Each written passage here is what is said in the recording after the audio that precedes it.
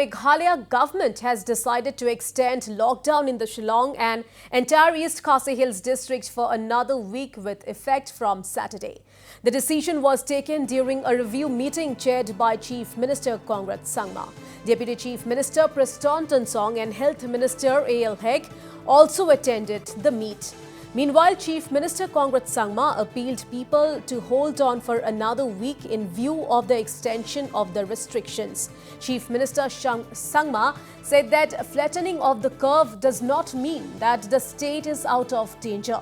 Earlier, the government had decided to extend lockdown in the East Khasi Hills district from May 31st to June 7th.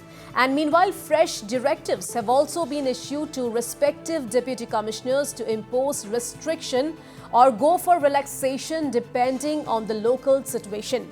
It may be mentioned that cases are also increasing in other districts as well as where weekend lockdown has been in place. So viewers, the Meghalaya government has decided to extend a lockdown in the Shillong and entire East Khasi Hills district for another week with effect from Saturday, that is tomorrow. After reviewing the entire situation, we have seen that the number of cases, especially in high zones like East Khasi Hills, have come down by a significant number. But as I was mentioning earlier, yesterday, that though the numbers are coming down, the positivity rate still remains at a double digit, which is a matter of concern. So though we are seeing a trend that is showing some kind of a relief, we are nowhere close to letting our guards down or taking things easy.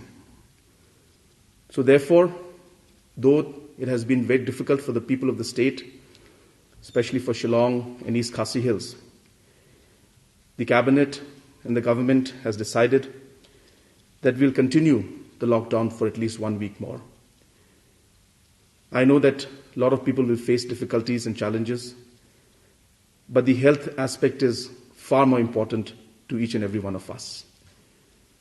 As I speak, as I said, 104 people are fighting for their lives in different hospitals. And today itself, we have lost so many precious lives.